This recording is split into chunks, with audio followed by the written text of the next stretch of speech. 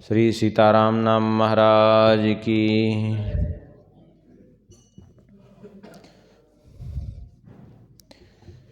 कल के प्रसंग में श्रवण कर रहे थे ब्रह्मवैवर्त पुराण के अंतर्गत श्री नारद जी महाराज और अम्बरीश जी का संवाद। श्री नारद जी महाराज श्री अम्बरीश जी को पूरा संवाद कहीं नहीं श्रवण कर रहे हैं, जहाँ जहाँ भी केवल नाम महिमा का ही स्मरण कर रहे हैं, पूरा संवाद नहीं स्मरण कर रहे हैं कि क्या हुआ था संवाद। तो वहाँ नारद जी नाम महिमा का वर्णन कर रहे हैं, कई श्लोकों में वर्णन करते आए, कल के प्रसंग में श्रवण किए थे। आगे नारद जी कहते हैं वहीं ब्रह्मवैवर्त पुराण में, गवामयुत कोटिनाम कन्यानाम अयुतायुतै तीर्थकोटि सहस्राणाम फलम श्रीनाम कीर्तनम। अनंत कोटि गोदान कोई कर ले, अनंत कन्यादान कोई कर ले, अनंतानंत तीर्थों में कोई स्नान कर ले, तो भी जो है श्री राम नाम के लेने से जिस फल की प्राप्ति होती है, वह फल जो है उसके आगे असंख्य गोदान, असंख्य कन्यादान और असंख्य तीर्थों में स्नान, ये सब मिलकर के भी श्री राम नाम के फल की तुलना नहीं कर सकते। राम नामेति सद्भक्त्या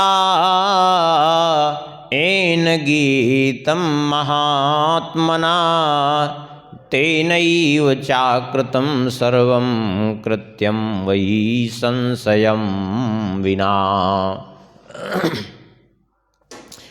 कहते हैं कि जो है राम नामेति सद्भक्त्या एन गीतम महात्मना, जिसने प्रेम पूर्वक श्री राम नाम का गान कर लिया, भक्ति पूर्वक प्रेम पूर्वक जिसने श्री राम नाम का गान किया, तेनैव चाकृतं सर्वम, उसने संपूर्ण जितने शुभ कर्म हैं उन संपूर्ण शुभ कर्मों का संपादन कर लिया, कुछ बाकी रह नहीं गया, इसमें कोई संदेह नहीं। कृत्यम वही संशयम बिना, निश्चय समझ लो कि संशय रहित होकर के इस बात को स्वीकार कर लो कि जिसने श्री राम नाम का उच्चारण कर लिया उसने सब कर लिया, और श्री राम नाम का उच्चारण नहीं किया तो कुछ नहीं किया।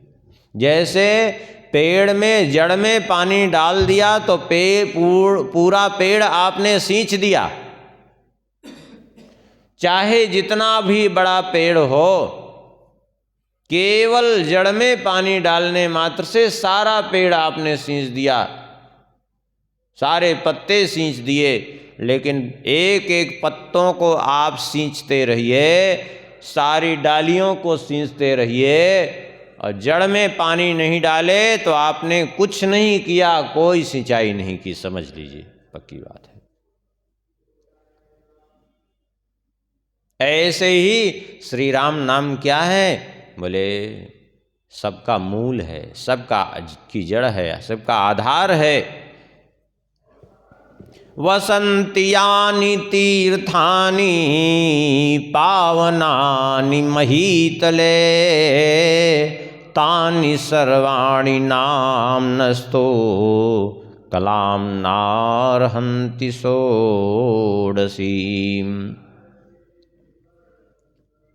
श्री नारद जी कहते हैं, हे अम्बरीश जी, पृथ्वी पर वसंतयानि तीर्थानि पावनानि महीतले, इस पृथ्वी पर जितने पवित्र करने वाले तीर्थ निवास करते हैं, असंख्य तीर्थ हैं पृथ्वी पर,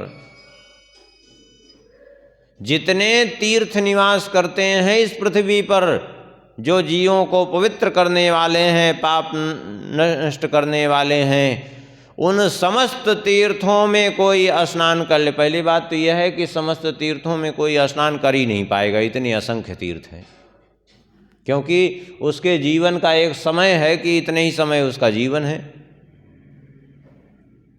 और इतने तीर्थ हैं कि जीवन भर में भी चाहे तो समस्त तीर्थों में स्नान कोई नहीं कर सकता, ये बात पक्की समझ लीजिए। लेकिन फिर भी कह रहे हैं कोई समस्त तीर्थों में स्नान कर ले तो भी तानि सर्वाणि नाम्नस्तु कलाम नारहन्ति षोडशीम, फिर भी वह सब मिलकर के भी श्री राम नाम की 16वीं कला की भी समता करने में समर्थ नहीं है। पक्की बात समझ लीजिए। तीर्थ इतने हैं, अब जैसे मान लीजिए प्रयाग में ही देख लीजिए, प्रयाग में 60 करोड़ तीर्थों का प्रयाग में ही नित्य निवास है। अब बताइए 60 करोड़ तीर्थ थोड़े बहुत नहीं, ऐसे जगह जगह असंख्य तीर्थ हैं, कहाँ तक स्नान करेंगे। अयोध्या जी में ही जब श्रवण कर रहे थे अयोध्या महात्म्य में, तो कितने तीर्थों का श्रवण किए थे। हर घाट एक अलग अलग तीर्थ है, हर घाट का अलग अलग महत्व है, हर जगह जगह का अलग अलग महत्व है, हर भूमि का अलग अलग, हर कुंडों का अलग अलग महत्व है।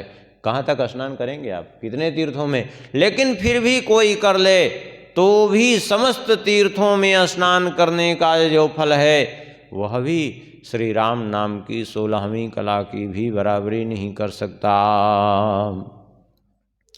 राम नाम समम चान्य साधनम प्रवदन्ति ये ते चांडाल समा सर्वे सदा रौरवासिना। श्री नारद जी कहते हैं कि जो लोग किसी अन्य साधन की श्री राम नाम से तुलना करते हैं अथवा श्री राम नाम के समक्ष दूसरे किसी साधन को मानते हैं तो वे कैसे हैं, बोले ते चांडाल समा सर्वे, वे सभी चांडाल के समान हैं।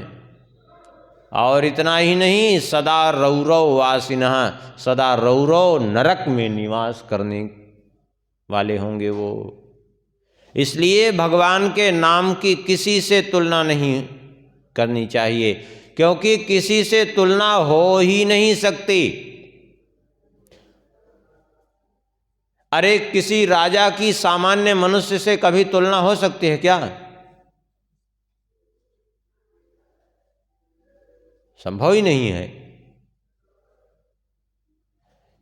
नाम महाराज स्वयं भगवान हैं, उनकी किसी साधन से कैसे तुलना हो सकती है? संभव ही नहीं है भगवान से किसी जीव की तुलना। जैसे एक बूंद जल कोई हाथ में ले ले और उसकी तुलना समुद्र से कोई करे तो संभव है क्या? नहीं संभव है। ठीक उसी प्रकार से नाम की किसी भी साधन से तुलना करने वाला चांडाल के समान हो जाता है और नरकगामी होता है। राम नामाश्रयं दिव्यम ए जानन्ति समादरात् ते कृतार्था कलौ राजन् सत्यम सत्यम वदाम्यहम्।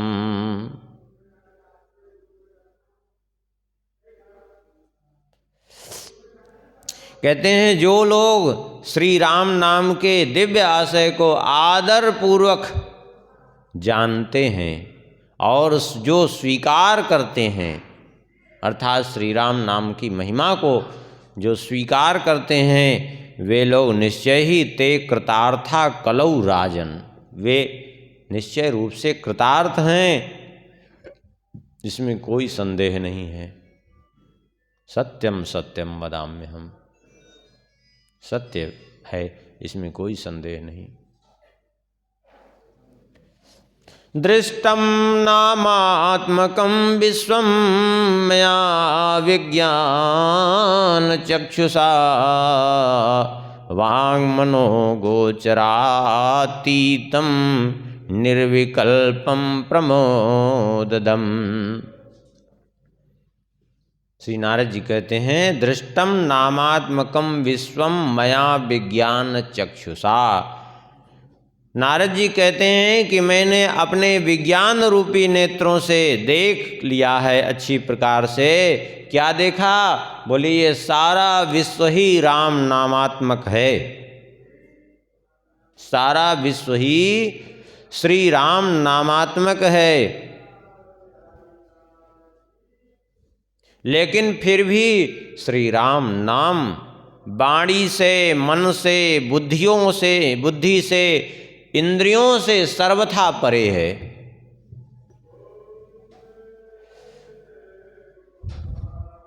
निर्विकल्पम, कल्पना से परे है। और प्रमोददम, आनंद देने वाला है श्री राम नाम। भगवान के नाम में जो आनंद है, जो एक अद्भुत रस है, जो एक अद्भुत मस्ती है, वो किसी चीज में नहीं है। चाहे कैसे भी आदमी हो, किसी भी स्थिति में जिसने नाम का आश्रय लिया है, नाम के ऊपर जिसको निष्ठा हो गई है, नाम में जिसको आनंद आ रहा है, विषम से विषम परिस्थिति में, कठिन से कठिन परिस्थिति में कभी दुख उसके चेहरे पे रहता ही नहीं। क्यों? क्योंकि अपने श्री राम नाम की मस्ती में मस्त रहता है।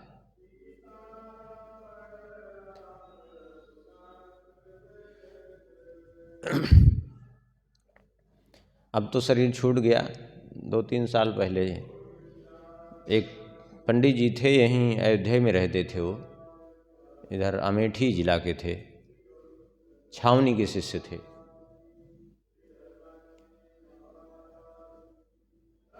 उनको रक्त का, ब्लड कैंसर हो गया था, रक्त कैंसर।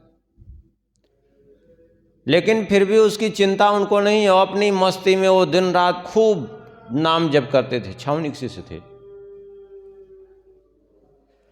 खूब अपनी मस्ती में नाम जप में लगे रहते थे। और धीरे धीरे वो कैंसर भी ठीक हो गया उनका, नाम के प्रभाव से। और कभी कोई कष्ट भी नहीं, एकदम अपनी मस्ती में रहते थे, खूब भजन करते थे।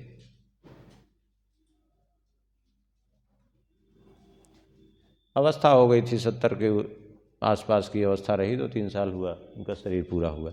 तो देखिए, नाम का जब रस मिल जाता है ना, तो कोई उनको चिंता नहीं।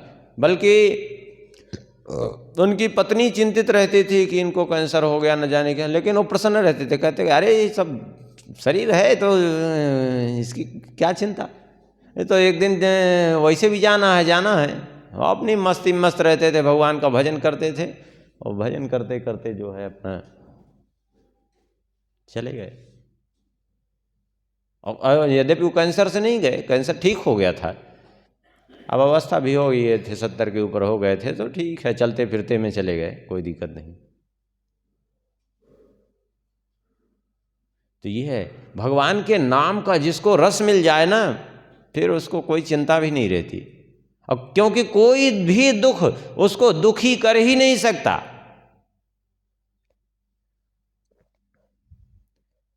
और जो भगवान के नाम से विमुख है, वो हर परिस्थिति में दुखी है। धन संपत्ति भरी है तो भी हाय हाय कर रहा है, आगे पीछे खूब सेवा करने वाले भी हैं तो भी हाय हाय, तमाम नौकर चाकर लगे हैं फिर भी हाय हाय। क्यों? क्योंकि उसको नाम का आनंद नहीं मिला। और जिसको नाम का आनंद रस मिल गया है, वो अपनी मस्ती में रहता है, कोई दुख उसको प्रभावित ही नहीं कर पाता है।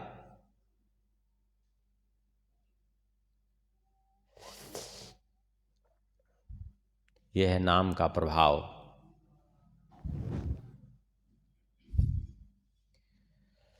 ब्रह्म पुराण में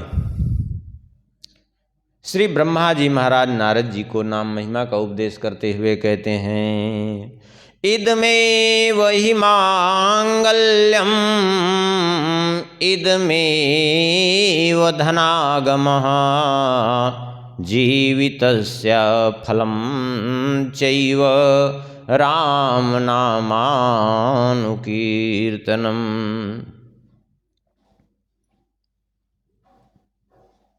ब्रह्मा जी कहते हैं नारद जी से कि हे नारद, वास्तव में देखा जाए तो इदमेव ही मांगल्यम, केवल यदि संसार में कुछ मंगलमय है तो एकमात्र वो है मंगल का मूल स्रोत श्री राम नाम।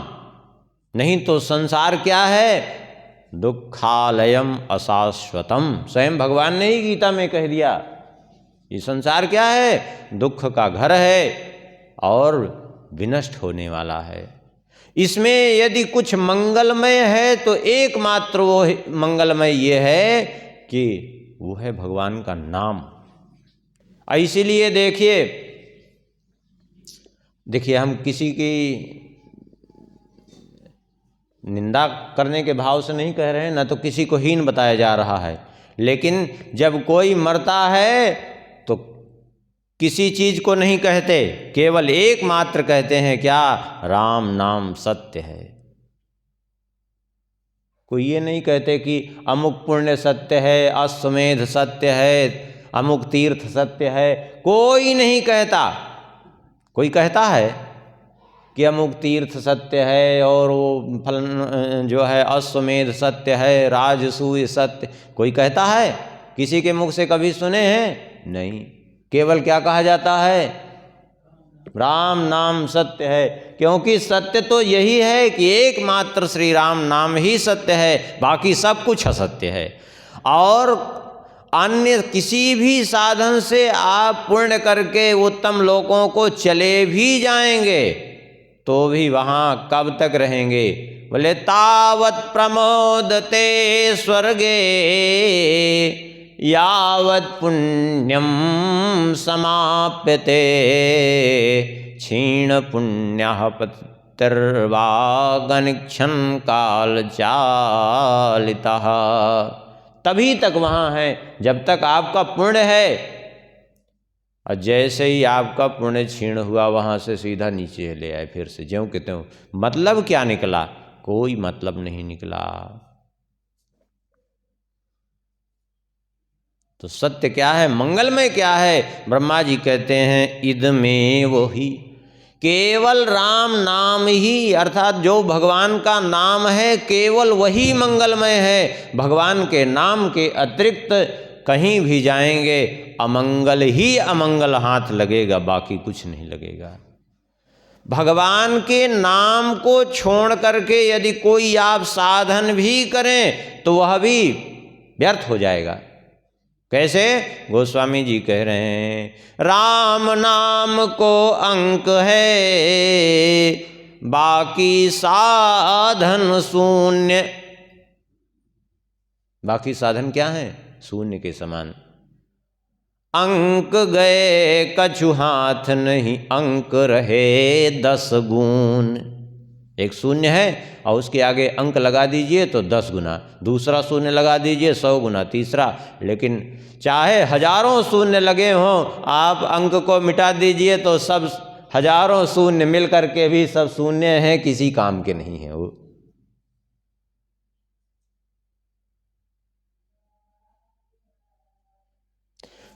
तात्पर्य क्या है? तात्पर्य ये है कि चाहे वो तीर्थ हों, बड़े बड़े साधन हों, बड़े बड़े यज्ञ यागादिक कर्म हों, यदि उनके साथ नाम जुड़ा हुआ है तब उसकी महिमा है। और यदि नाम से विमुख हो गए तो वो सब व्यर्थ हो गया, सब मिट्टी मिल गया। बड़ी बड़ी तपस्या करी, राक्षसों ने भी ऐसा ऐसा वरदान प्राप्त किया, लेकिन क्या मतलब निकला उनका?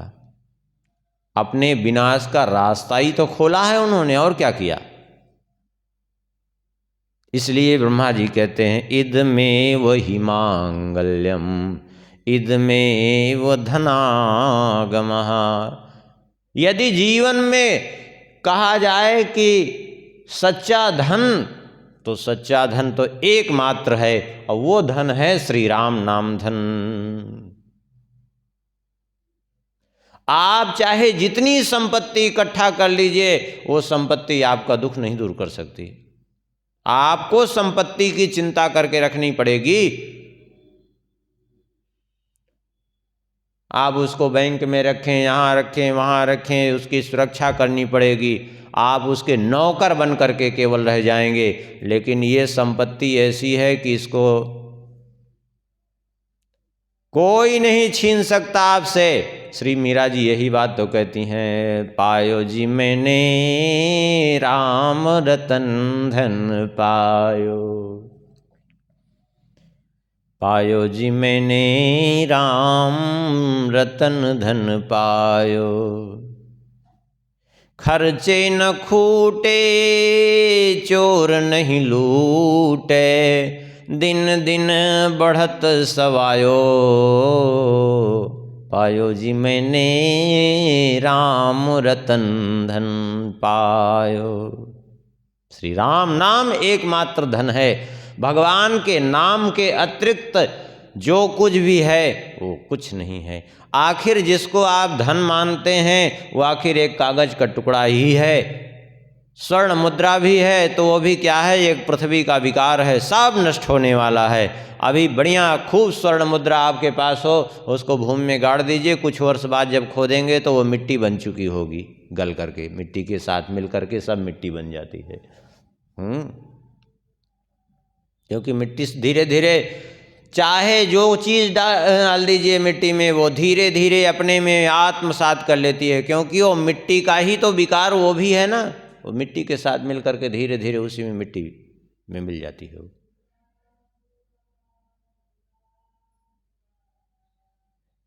एक सज्जन थे, पंडित जी थे, बड़े बड़े जो है पीतल के बर्तन वो भूमि में गाड़ के रख दिए थे। ये सत्य घटना है गांव की। वो भूमि में गाड़ के रख दिए थे और बाद में जब खोदे तो वो एकदम बर्तन काला पड़ गया था, उसका रंग ही पूरा मिट्टी के जैसा हो गया था। और उसके बाद जो है जब वो उसको बाहर निकाले और जब उसको छुए तो वो जगह जगह से जैसे वो खपड़ा टूटे, वो जो पहले घर में खपड़ा छाते थे ऐसे ही जगह जगह से वो टूटने लगा। क्यों? क्योंकि वो पीतल रह ही नहीं गया था, वो मिट्टी बन चुका था। वो मिट्टी के साथ रह करके शरीर गाड़ देते हैं, धीरे धीरे मिट्टी बन जाता है। कुछ समय बाद आप शरीर को इसको खोदिए तो शरीर नहीं मिलेगा, हड्डियां मिलेगी। और बहुत समय ज़्यादा बीत जाए तो हड्डियां भी धीरे धीरे गल के मिट्टी के रूप में हो जाएंगी। ये है। लेकिन आपके पास राम नाम का धन है, आपको किसी बैंक के खाते में जाने की जरूरत नहीं, खाता खोलाने की जरूरत नहीं है। आपको घर में तिजोरी भी बनाने की जरूरत नहीं। अरे तिजोरी की बात जाने दीजिए, एक जेब भी रखने की जरूरत नहीं है। आप तो केवल राम नाम जपते रहिए, वो आपका ऐसा जमा रहेगा, कोई किसी की सामर्थ्य नहीं है छीन लेने की। यह है धन, वास्तव में सच्चा धन है। इसलिए ब्रह्मा जी कह रहे हैं राम नाम धनागम। ये धन क्या है? बोले भगवान का नाम ही धन है। जीवितस्य फलम चैव राम नामानुकीर्तनम। और जीवन का फल क्या है? जीवन का फल एकमात्र है यदि तो वो भगवान का नाम है। भगवान का नाम नहीं लिया तो जीवन जीने का फल क्या मिला? क्या विषय भोग के लिए जीवन था या धन कमाने के लिए? जो कुछ भी किया सब तो यहीं का यहीं रह गया। मतलब क्या निकला? कुछ नहीं हाथ लगा। लेकिन आपके पास राम नाम रूपी पूंजी है तो आप चाहे जहां जाएंगे वो राम नाम की पूंजी आपके साथ है। अब आपको ले जाके उत्तम लोक में भगवान के गोद में बैठा देगी वो राम नाम की पूंजी। यहां की संपत्ति किसी काम की नहीं।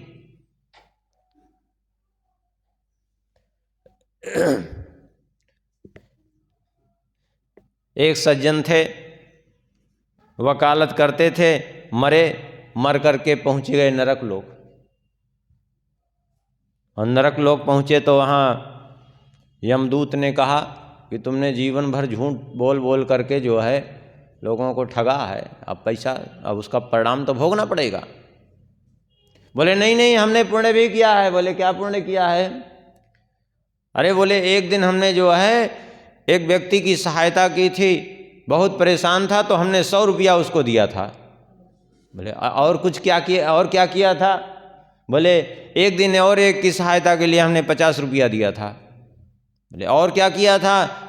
बोले जो है एक दिन एक भिखारी को 10 रुपया दिया था। बोले और कुछ किया था? बोले और तो कुछ नहीं किया, लेकिन इतना तो किया था। उसने जाकर यमराज से कहा कि भाई जो है ये वो इतना बता रहा है। यमराज ने कहा ये ले जाओ, 160 रुपया हमारी ओर से इसको उसको दे दो और ले जा करके नरक में डाल दो। 160 रुपया दिया है, ये ले अपना हिसाब। कितना पाप किया उसका कोई हिसाब नहीं, और थोड़ा सा इतना दिया तो इतना यहाँ आकर हिसाब बता रहा है हमको, ये लो हिसाब।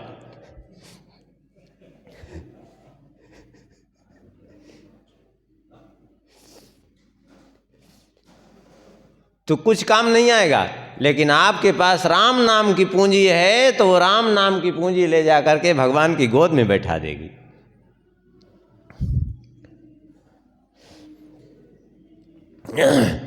प्रमादादपि संस्पृष्टो यथा नलकणोदहेत् तथौष्टपुट संपृष्टं राम नाम दहेदघम्।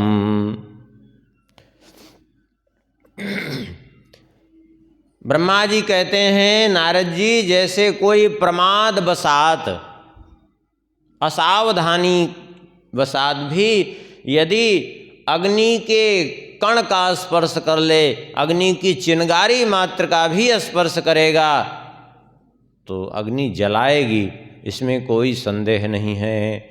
ऐसे ही कदाचित प्रमाद वसात, असावधानी वसात भी यदि इन ओठों से तथौष्टपुट संपृष्टम राम नाम दहेदघम्, यदि प्रमाद वसात भी इन ओठों से श्री राम नाम का उच्चारण हो जाए तो निश्चित रूप से समझ लो उसके पापों का विनाश हो जाता है।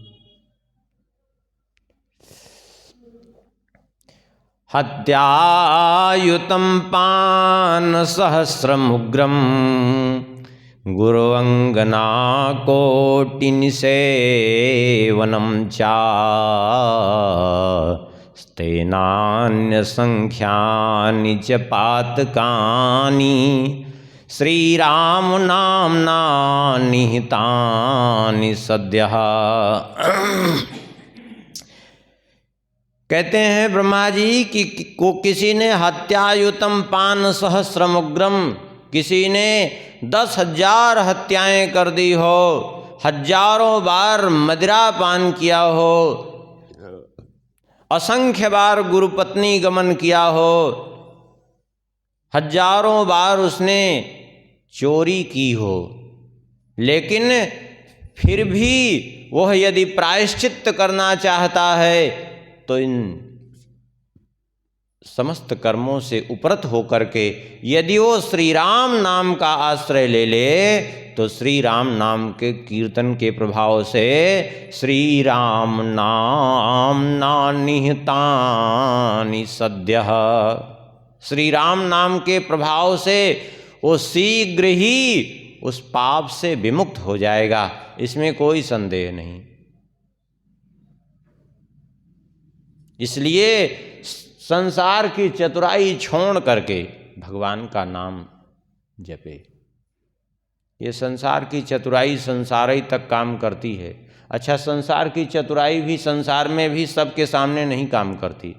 कभी कभी ऐसे लोग भी मिल जाते हैं कि फिर उनके सामने चतुराई धरी की धरी रह जाती थी। एक बार एक घड़ी बनाने वाला था, अपने को बहुत चतुर समझता था, बहुत चतुर, जो जाता उसको मूर्ख बनाता। घड़ी किसी की बनाता तो वो जो है एक का 4 दाम लगा के कहते ये खराब था, वो खराब था। बड़ा विचित्र व्यक्ति। एक दिन एक लड़का गया उसके पास घड़ी बनवाने, समझ रहे हैं, घड़ी बनवाने गया, देखा उसने घड़ी महंगी है, तो उसने कहा भाई देखो ऐसा है कि घड़ी बना तो देंगे लेकिन एक चीज़ समझ लो कि महंगी है, इसका सामान महंगा है और जितना घड़ी का दाम है उसका आधा लग जाएगा, समझ लो। बोले जितना घड़ी का दाम है उसका आधा? बोले हाँ। बोले कोई बात नहीं, अब ख़राब है तो बना ही दो। उसने घड़ी बना दिया। अब बना दिया और कहा कि अब जितना घड़ी का दाम है उसका आधा दे दो।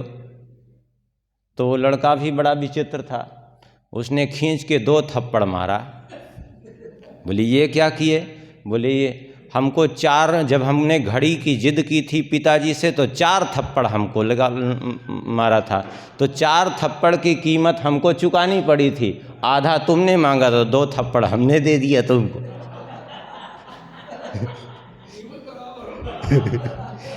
ये घड़ी की बनवाई हो गई। तो ये संसार की चतुराई जो है भी सबके सामने नहीं चलती। ऐसे ऐसे लोग भी मिल जाते हैं कि फिर वो चतुराई धरी की धरी रह जाती है, और यहाँ की चतुराई वहाँ तो बिल्कुल नहीं चलेगी। इसलिए सारी संसार की चतुराई छोड़ करके अपने को ज़्यादा होशियार न समझे, बस भगवान का भजन करे। एकमात्र राम ही भजहि सो चतुर नर, गोस्वामी जी कहते हैं जो भगवान का भजन करे वास्तव में वही चतुर है, और भगवान का भजन न करे तो किसी काम की नहीं चतुराई। चतुराई चूल्हे परे, भट्ठी परे आचार, और तुलसी हरि के भजन बिन चारों वर्ण चमार। हाँ, भगवान के भजन के बिना सभी चमार। चमार क्यों कह दिया सबको? क्योंकि जब तक भजन नहीं करता तब तक इसी हाड़ मांस के में, इसी चमड़े में प्रीति रहती है, उसकी विषयों में प्रीति रहती है, और जिसकी चमड़े में प्रीति है वो चमार। ये है गोस्वामी जी का भाव। श्री सीताराम नाम महाराज की।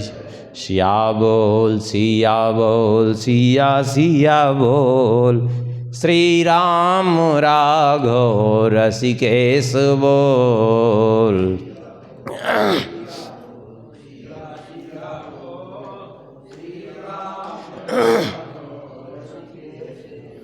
सिया बोल सिया बोल, सिया सिया बोल, श्री राम राघव रसिकेश बोल।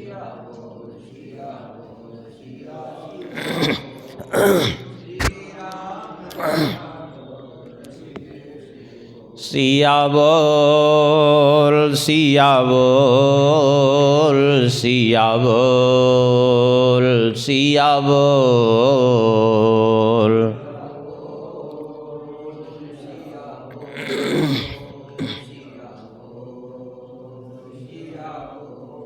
सिया बोल सिया बोल, सिया बोल सिया बोल।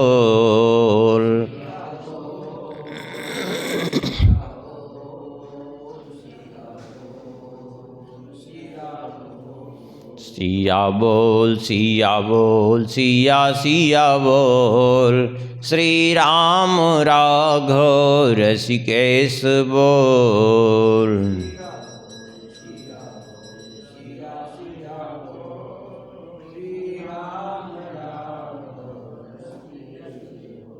सिया बोल सिया बोल, सिया सिया बोल, श्री राम राघव रसिकेश